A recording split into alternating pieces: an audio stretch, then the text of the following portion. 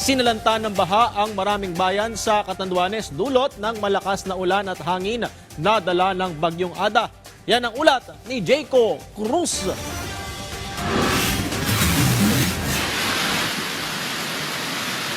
Balisana ang mga residenteng ito sa probinsya ng Catanduanes matapos pasukin ng baha ang kanilang bahay na nasa gilid lamang ng rumaragasang ilog. Resulta ang malakas na agos ng tubig sa Gigmogto, Catanduanes ng pagbara ng naganap na landslide sa daloy ng ilog, bunsod ng pananalasa ng Bagyong Ada.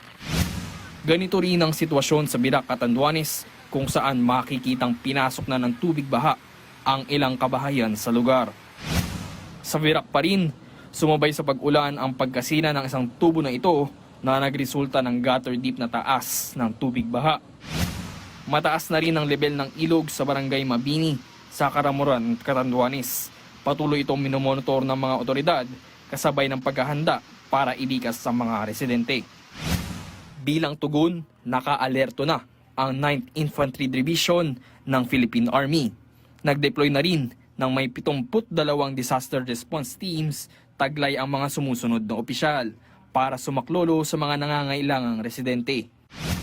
Patuloy din ang pagresponde ng Coast Guard Catanduanes sa mga apektadong lugar.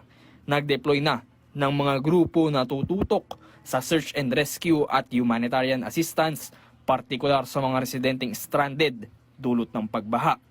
Ayon sa pinakahuling tala, aabot na sa halos 900 pamilya o mahigit 3,000 katao ang nailikas na.